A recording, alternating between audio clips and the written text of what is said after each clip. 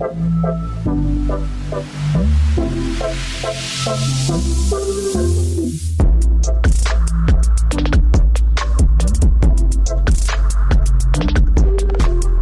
to Waidsum Academy.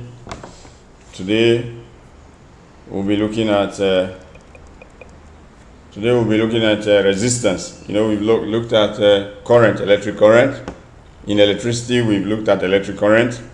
We've looked at potential difference. The third part of electricity is the resistance according to Ohm's law. You remember Ohm's law is V equal to IR. That's the V is the voltage or potential difference, the I is the current, and the R is the resistance. So we've looked at the potential difference in our previous video, and we've looked at current in the previous one also, and then now today we're looking at resistance. So what is the resistance? The resistance is like constants in Ohm's law. When you plot the voltage against the current, the constant that you get is the resistance. So resistance is the opposition to the flow of current. When we say resistance is the opposition to the flow of current, meaning something that slows down the flow of current. When current flows through a wire, the wire provides the resistance, meaning the wire kind of like resists the flow of current. So if you want the current not to be too much or too fast, you increase the resistance of the wire. So once the resistance of the wire is increased, the current is kind of slowed down, the voltage will kind of be lesser. So, but before we go there, let's listen to this tutorial and then we'll pick it up from there. This video is on the topic of resistance. Resistance occurs when flowing electrons collide with the ionic structure of the metal. Each collision transfers energy from the kinetic store of the electron to the kinetic store of the metal ions. This results in heating in the wire, which is an unuseful energy transfer. As the temperature in the wire increases, the metal ions vibrate faster, resulting in more and more collisions, which further increases resistance, which further increases temperature, and so on. The greater the resistance, the harder it is for charge to flow, so the current decreases as resistance increases. So we've seen how temperature affects resistance, but there are other factors that affect resistance too. Take this wire with a cross-sectional area of A and another identical wire, but with a cross-sectional area of 2A. The thinner wire will have twice the resistance of the thicker wire. And that makes sense, because the thinner the wire, the harder it is for charge to flow without colliding into those metal ions. Now take that same thin wire of length L and an identical wire that is double its length. The longer wire will have double the resistance of the shorter wire. And again, that makes sense because the further the charge flows in the wire, the more likely they are to have a collision with a metal ion. So we have three factors affecting resistance: temperature, cross-sectional area, and length. Resistance, current, and potential difference are all related. If you change just one of those variables in a circuit, they all change. This equation is called Ohm's law, or the resistance equation. It states that resistance is directly proportional to potential difference and indirectly proportional to current. Therefore, resistors can be used in a circuit to control the current in a given branch. A higher resistance will give a lower current, and a lower resistance will give a higher current. Let's take a look at an exam question. A student builds a series circuit with a 5 kilo ohm resistor. The current in the circuit is 0.9 milliamps. Calculate the potential difference across the resistor for 2 marks. So first we always write out the equation. We need to rearrange here to make potential difference, or V, the subject.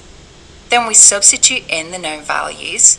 We have 0.9 milliamps of current, which is 0.9 times 10 to the minus 3 amps, times 5 kilo ohms of resistance, which is 5 times 10 to the 3. And that correct substitution gets you the first mark. This gives us a potential difference of 4.5 volts for the final mark. In summary, resistance is the opposition to the flow of current, which occurs because those delocalized electrons collide with the metal ions. Factors affecting resistance are as follows: temperature, the greater the temperature, the greater the resistance; cross-sectional area, The smaller the cross-sectional area of the wire, the greater the resistance. And length. The greater the length of the wire, the greater the resistance. And finally, the relationship between resistance, current, and potential difference is described by and can be calculated using Ohm's law. Don't forget to check out all our other fantastic revision resources here at Save. Okay, so we've just looked at a brief explanation of the resistance. The relationship, first of all, the factors affecting the resistance of a wire. We say temperature. We say the greater the temperature, if you increase temperature, the more the resistance of the wire.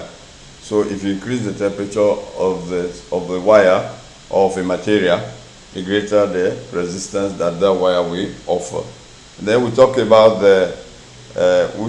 them extensively later. We'll talk about the length of the wire. The longer the wire, the more chance they have for the electron to collide with the metal ions. You know, electrons are always flowing in a wire, in a conductor.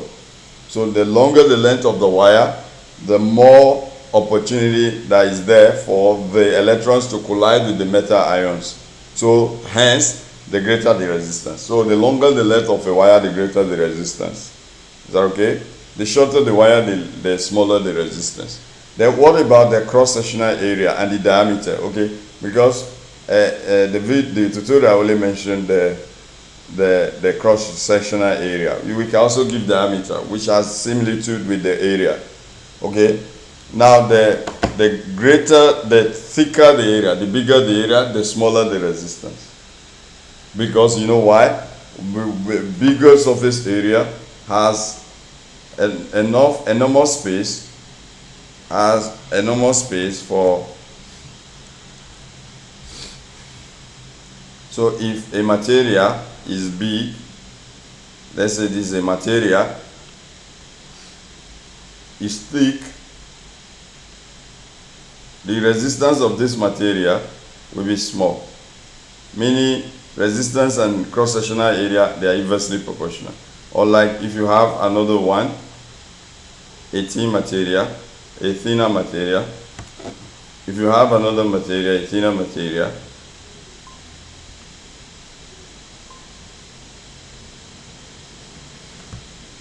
if you have another material, a thinner material, the cross-sectional area, okay, you can see this one, the cross-sectional area of this one is smaller. Let's say the area here is A, okay, the area here is A.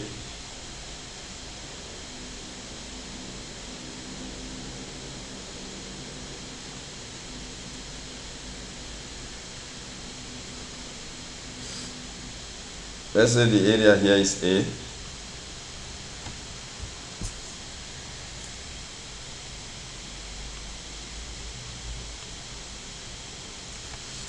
And then the area here is 2A.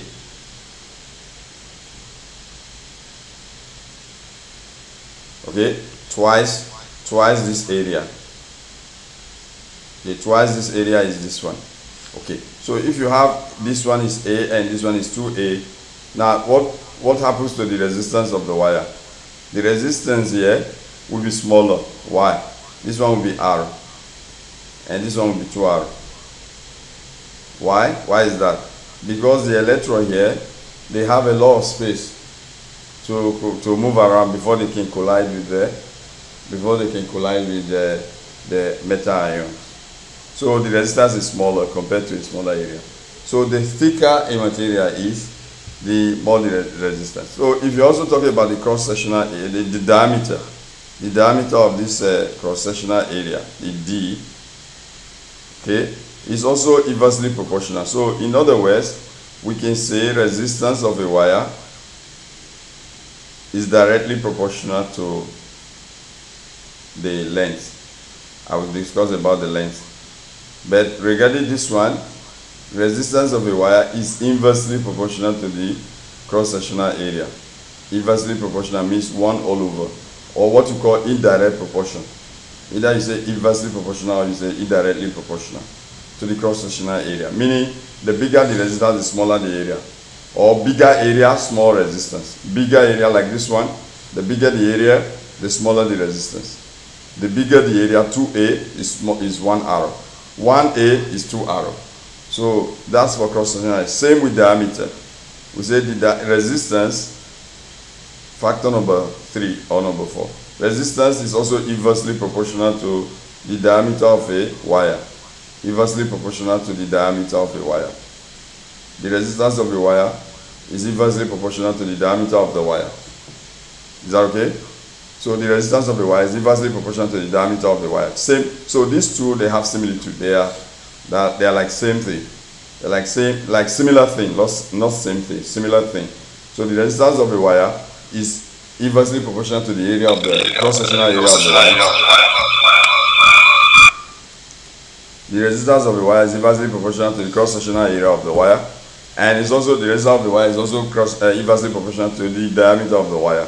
What it means is that when the diameter increases, the resistance of the wire decreases. When the area also increases, the diameter will decrease. But when area gets smaller, diameter gets bigger. The resistance gets bigger. That's for that. Now let's talk about the length of the wire. For example, if I have a wire, a short wire. Let's say this is my wire, a short wire. Okay, I have in another case, this I call this wire L, length L. Okay, I have another wire longer than this. I have another wire longer than this. I have another wire longer than this. So let's call this one length 2L. Okay, we call this one length 2L. So the resistance of this wire will be higher than the short length. The longer the length of the wire, the more the resistance, because the more chance the electrons will have to collide with the metal ions inside the material, the more chance they will have to collide. So we're going to list out the factors affecting it. Then the nature of the material also is a factor. So we listed the factors affecting the resistance of the wire. So let's write the factors. Factors affecting the resistance of the wire.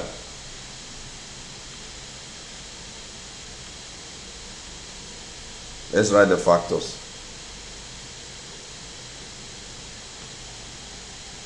Number one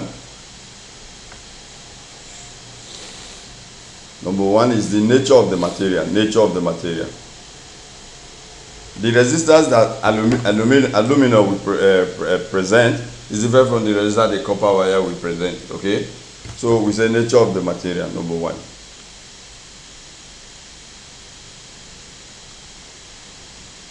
So the higher the level of conduction, the more the resistance, right? The higher the level of conduction of the material, the more the resistance it will provide. That's number one.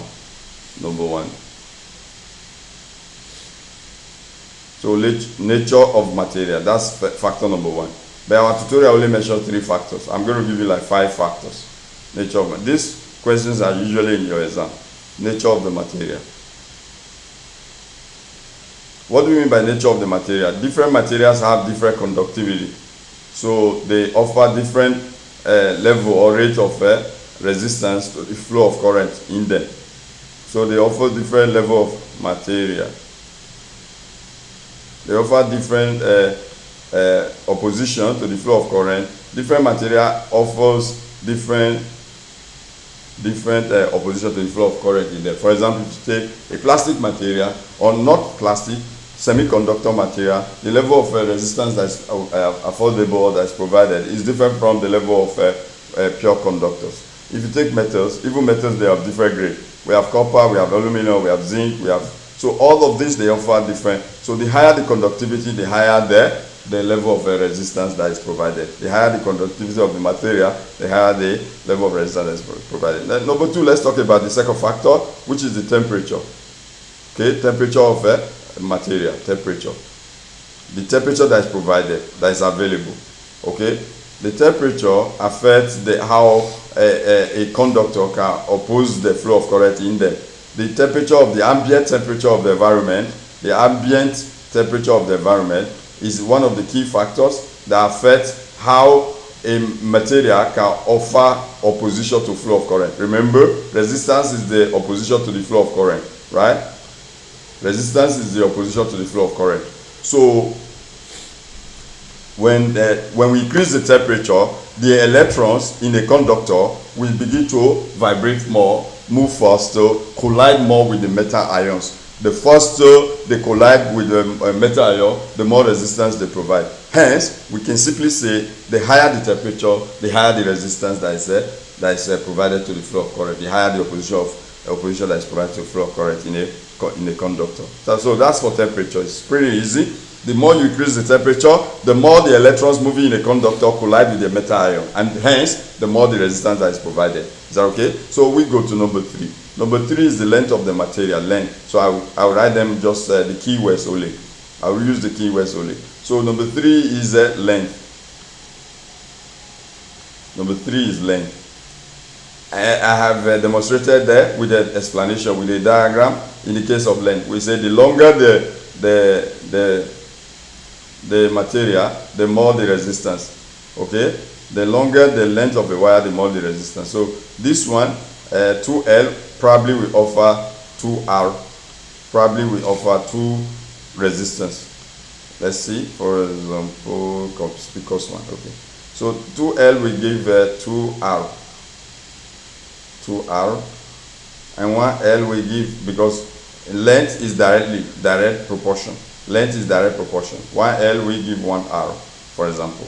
This is just for instance. Okay, so because the resistance of a wire is directly proportional to the length of the wire, the resistance of a wire is directly proportional to the length of the wire. So for that reason, if you want more resistance, you make the wire longer. You make the wire longer if you want more resistance in case of length. Okay, now let's go to factor number 4. Factor number 4 is the cross-sectional area. So I'll just write area, okay? Keyword. Like we say, let's write only the keywords. Okay? So we say area. But in exam, you have to write cross-sectional area of the material. Cross-sectional area. Okay? Cross-sectional area. Why is it cross-sectional area? Because it's circular. The area of a wire is circular. Okay, so it's a cross-sectional area. So, like we've explained, we say the area, the resistance of a material is inversely or indirectly proportional to the area. The resistance is indirectly or inversely in physics or in mathematics. Inverse relation. You've done this in variation or in proportion. It's inversely proportional to the area. Inversely. So the resistance of a wire is inversely proportional to okay, I hope they were correct with our spelling. It's inversely proportional to the cross-sectional area of the material. Meaning, what it means is that the bigger the cross-sectional area, the bigger the cross-sectional area of a wire, the bigger the cross-sectional area of a wire, the smaller the resistance. The smaller the resistance. The smaller the cross-sectional area, the bigger the resistance. The smaller the cross-sectional area of a wire, the bigger the resistance. Is that okay? Okay, so that's for area. Number 5 is the diameter. Okay, we can separate area from diameter, although they have similitude.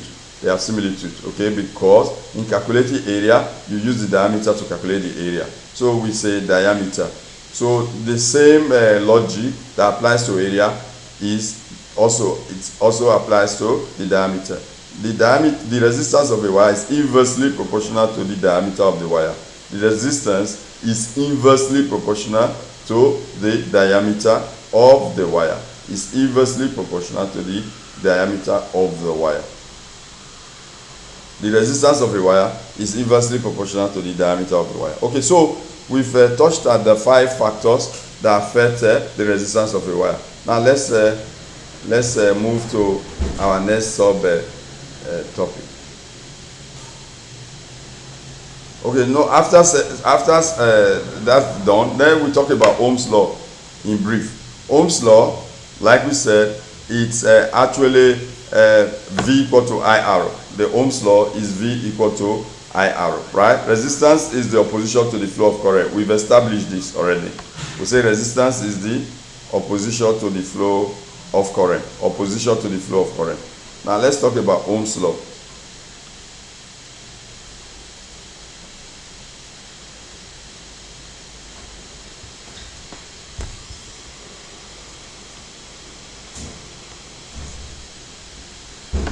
Ohm's law. Okay, here, first of all, we will relate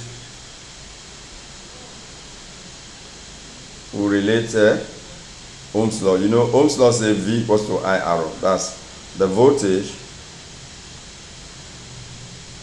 The voltage is equal to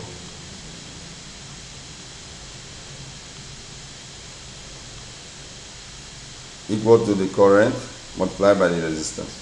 But we will state it in a proper, more mathematical way. Okay, this is the formula. V equals to IR. And the V is the potential difference, and I is the current, and R is the resistance. Okay? Now, Ohm's law says that the current flowing in a wire is directly proportional to the voltage. Or you can say the voltage, the potential difference in a conductor is directly proportional to the wait, is it direct proportional? Yes. It's directly proportional to the voltage applied, right? We said the voltage in a conductor, or the PD in a conductor, is directly proportional to the current flowing in the wire, provided the resistance is kept constant. So this Ohm's law, the PD is directly proportional to the current, provided the resistance is kept constant. So resistance is a constant of proportionality in this Ohm's law. Resistance is a constant of proportionality in this Ohm's law.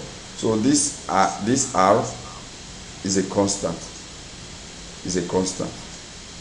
So which means if I plot a graph, or if we plot a graph, let's say we have a graph of voltage on the y-axis and current on the x-axis. So let's say if I plot a graph, what this law is saying is that if here is my I, the current, I means current, and here is my V, the voltage. If we plot this graph, what this law is saying is that the voltage is directly proportional. Directly proportional to the current. So you get a straight line graph. The voltage is directly proportional to the current. This is what it's saying. That the voltage, the constant of proportionality is the resistance R. The resistance R is the constant of proportionality. Which means logically R, the resistance R, since it's the constant of proportionality, is the voltage on the y-axis. Okay, the voltage on the y-axis divided by current. The voltage on the y-axis over the current on the x-axis. The voltage on the y-axis over the current on the x-axis. So which means logically, if you look at this line as a graph, or from your geometry, you can see that the resistance is like the gradient.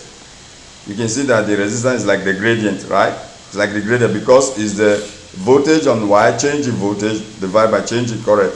Right? It's like y2 minus y1 on the x and y-axis divided by the whatever is on the x-axis.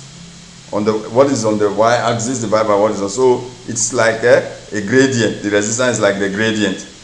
Just comparative for comparison analysis sake. Okay, so the resistance is like the gradient. So whenever we're calculating the resistance of a wire, we just say the voltage divided by the current. And if we are looking for the voltage, we just cross multiply the resistance multiplied by the current. When we are looking for the current, we say V over R. So the voltage divided by the resistance. So you can begin to make anyone the subject of formula. If you're looking for voltage, it's I times R. If you're looking for R, it's V divided by I. If you're looking for I, it's V divided by R. So 3 ways you can use this Ohm's law formula. So Ohm's law means conductor, the material is conducting well. The material is conducting well. Okay? So materials that obey Ohm's law, they are called ohmic conductors. Materials that obey Ohm's law, they are called ohmic conductor. Those materials, if you plot their voltage values against their current, you get a straight line relationship. Ohmic conductors are conductors that obey Ohm's law. And when we plot the voltage of those from those resulting material against the current, we will get what? We get a straight line relationship. We get a straight line. Anytime we plot voltage against current and we don't get a straight line, we say such material do not obey Ohm's law. Because Ohm's law says we must get a straight line relationship whenever we plot the voltage on the y-axis against the current on the x-axis. So we get a straight line. If we don't get a straight line, what it means is that that material is not an ohmic conductor. Example, filament. We did that for filament and thermistor last time. Filament is not an ohmic conductor because it's showing a curve.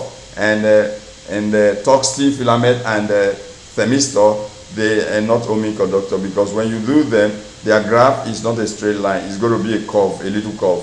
One will curve upward, the other one will curve downward. So we've talked about that in one of our previous videos. Okay, now let's quickly move on. We've seen the equation, so let's move on to probably some of the calculation. So you can see from Ohm's law, then the unit, the SI unit of resistance is called ohms. The SI unit of resistance is called ohm. The unit of resistance is ohms. Okay, ohm has a symbol. This is the symbol of ohms. Okay, so I can put this in a bracket. I can put the unit in a bracket. The unit is ohms. Okay, according to this symbol, the unit is named according to the person who discovered this formula, ohms. Okay, and this is the symbol. Okay, remember, anytime you calculate the resistance of a wire, you put ohms. If it's a big value like 1,000 times, you say kilo ohms. If it's 1 million times, you say mega ohms. Is that okay? So that's that for that. Now let's move quickly. Let's move quickly. So we already know R represents the resistance and the SI unit is in ohms. The V represents the voltage or the potential difference, which is in volts. The unit is volts and it's in V. And the current is the I is the current, which is in the ampere, and the unit is the symbol. Unit symbol is A, capital letter A. So if you put Ohm's law in a triangle, this is what you get. If you put Ohm's law in a triangle, you will get V equal to. If you put it in a triangle, we get V. If we put Ohm's law in a given triangle, this is what we get, right? So I'm going to use symbol in this regard, okay? We're not going to use the writing, we use the symbols. So we say V equal to this. Now let's say V, the voltage or the potential difference is equal to current times the resistance. Current times the resistance. This is if you put in a triangle, this is the triangular formula for Ohm's law. Triangular formula for Ohm's law. See, which means if I'm looking for V, I will multiply I times R. If I'm looking for R, I'll say V divided by I. If I'm looking for I, I'll say V divided by R. Is that okay? So this is the triangular formula for Ohm's law. Is that okay? Let's move on quickly for sake of time. So this is the triangular formula for Ohm's law. Now, what are the consequences of Ohm's law? Resistors are used in a circuit to control either the current in the branches of the circuit or the potential difference across the certain components. Okay, now we've been talking about resistance. Now we measure the resistor. A resistor, what's the difference between a resistance? We've been talking about resistance. What's the difference? First of all, before we proceed, move further, what's the difference between a resistance and a resistor? So we'll be able to differentiate between these two concepts. A resistance is a noun. Although a resistor is also a noun. A resistance is an abstract noun. A resistor is a common noun, like what you can see and touch. A resistor is a device. A resistor is a device that provides the resistance. A resistor is a device. If you go to the market, for electrical shop, any electrical shop, you say, I want to buy a resistor, a 5 ohm resistor, they will give you a device, small device to buy as a resistor. But resistance is not a device, you don't see it, you can't see it, you can't touch it. It's an abstract now. Resistance is the opposition to the flow of current. Resistance itself is the opposition to the flow of current. While resistor is the device that provides the resistance. Resistor is that chip, that small device that provides the resistance. I hope this is clear. Now let's move on quickly. So I wanted, before we move further, I just wanted to clarify this concept because you'll be seeing them use it interchangeably in the exam. Resistors, resistance, resistor, resistance. Sometimes begin to wonder, what is resistor, what is resistance? Resistor is a device that provides that resistance. Resistor is a device that provides that resistance. A resistor is a device that provides that resistance. Okay?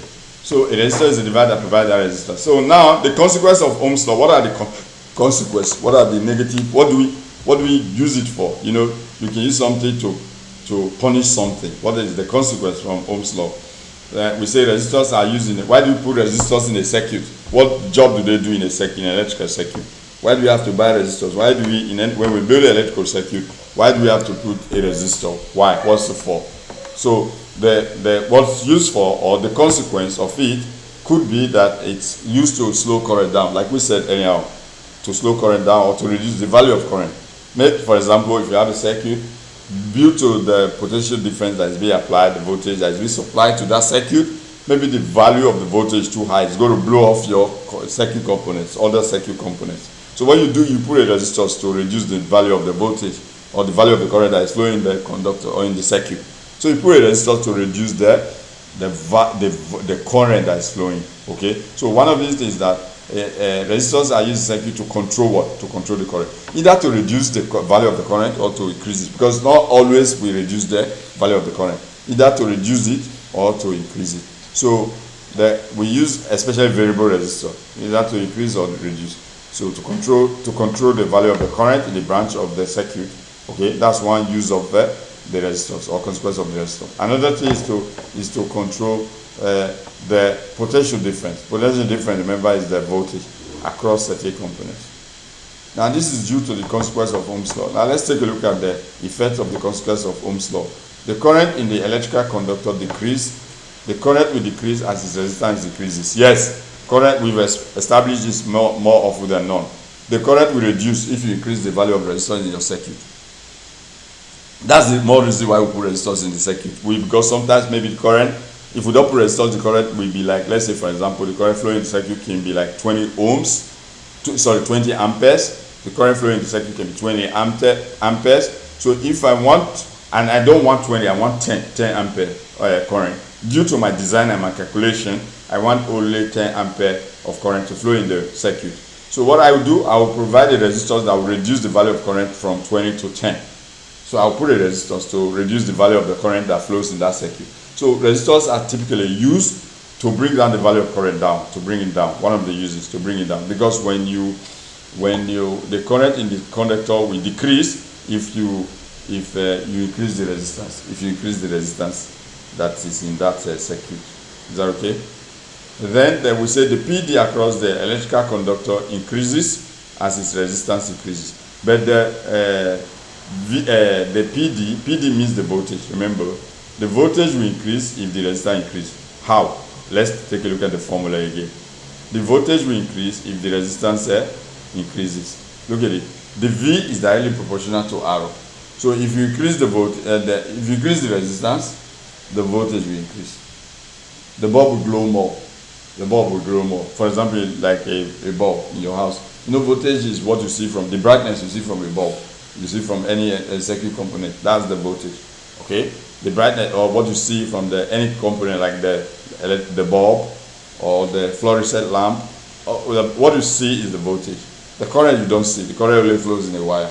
Okay? So we say that voltage is directly proportional to the resistance. So if you are increasing resistance, if you are making the filament bigger or the bulb bigger, the fluorescent bigger, you get more. Your house will be brighter. Your house will be brighter. If you bring fluorescent, it will be brighter than you just bring a tiny bulb. It will be brighter. So because the fluorescent has more resistance. across its length, it has more resistance.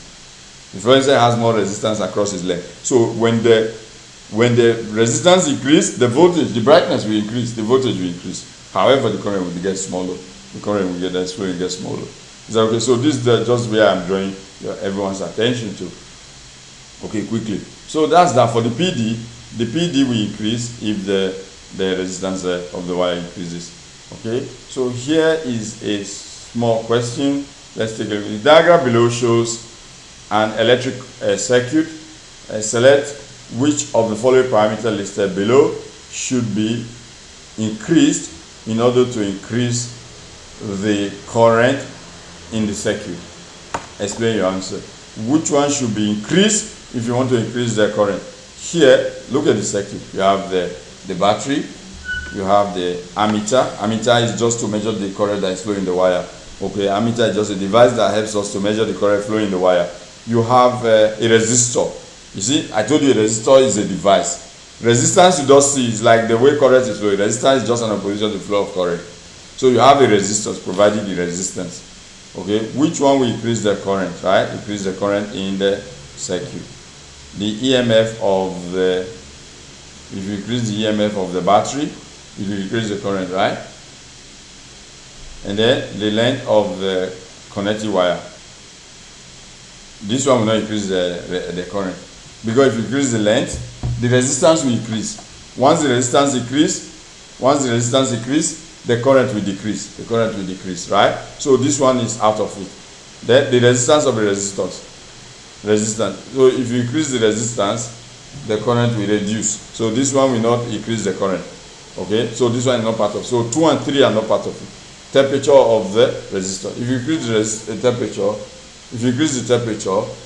the resistance will increase. If resistance increase, the current will reduce. If resistance increase, current will reduce. Are you with me?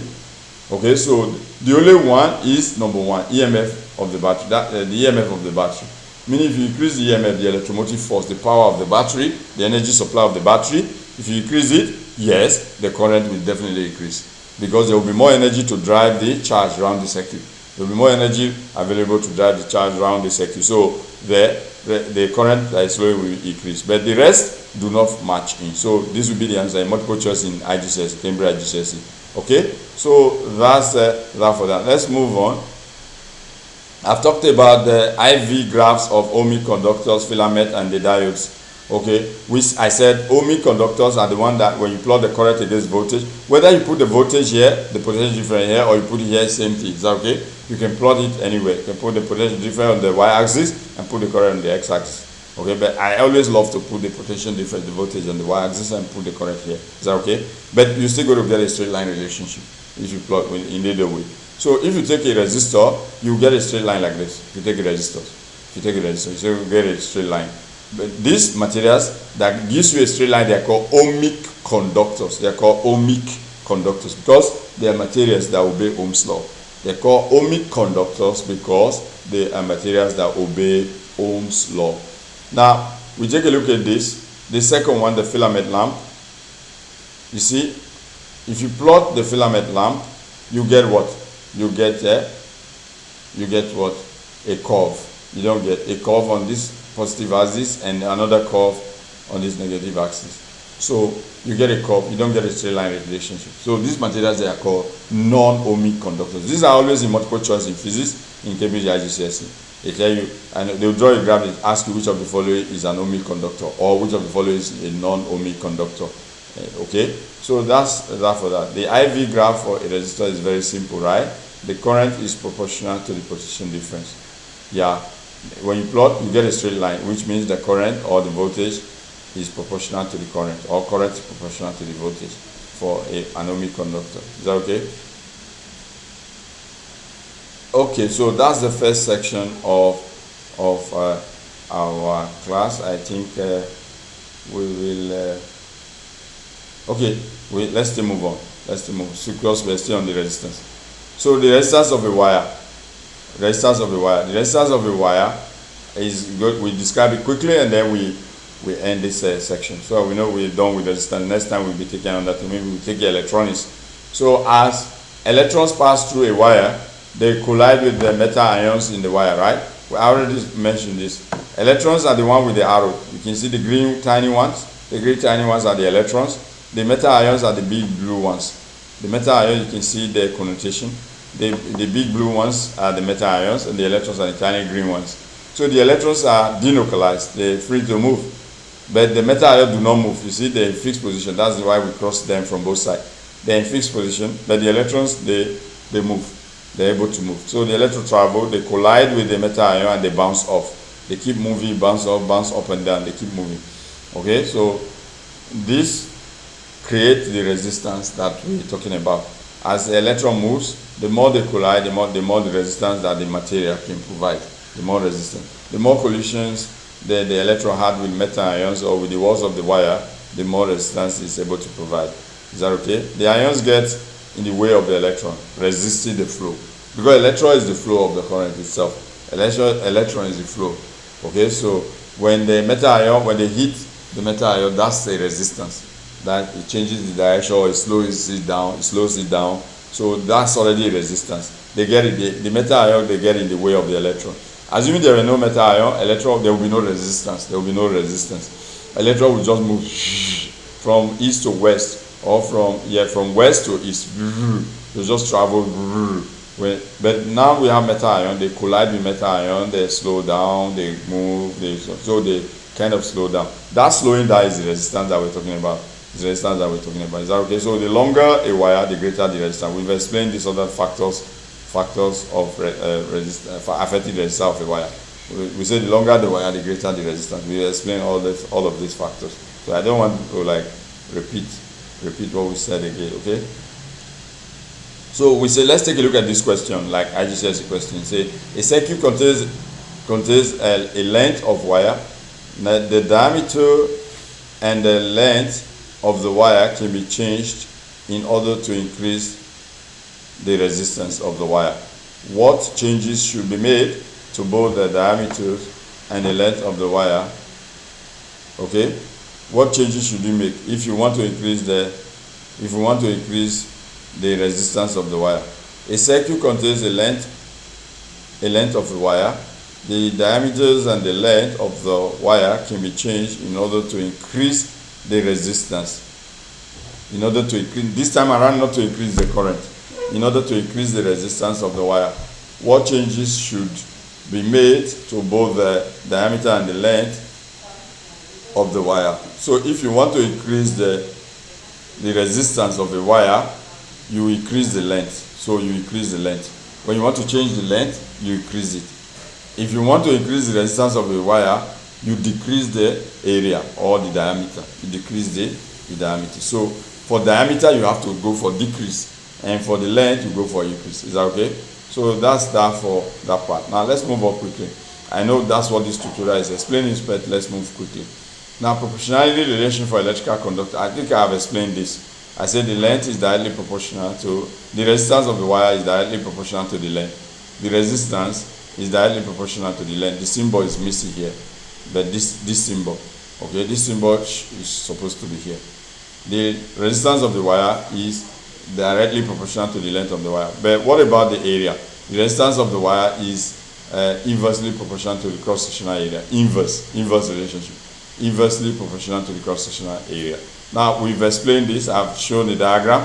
I say for short length, let's say if you have the length of let's say 2 meter or 2 centimeter, it gives you this resistance, one resistance, or one length, 1 meter, one resistance. If you double the length of the wire, the resistance will double. The resistance of the wire will double. Okay, doubling the length of the wire doubles the resistance that is there, provided the opposition to the flow of current will double, which is the resistance of the wire. Is that okay? So let's move on to cross-sectional area. We've already explained this, but I'm just having an overview of what we've done, summarily, to round up what we studied today. Now, for cross-sectional area, okay, doubling the cross-sectional area of the wire, we have the resistance. So if you make the area bigger, the resistance will get smaller. If you double the area, the resistance, but if you make the area smaller, the resistance will get bigger. The resistance will be twice when it's smaller. Is that okay? So that's that for that. Let's see if we still have anything to review based on what we have studied today. Okay, electrical energy will be another video. Okay, we take electrical energy in another class. So with this, we've come to the end of our today's class. Thank you for joining.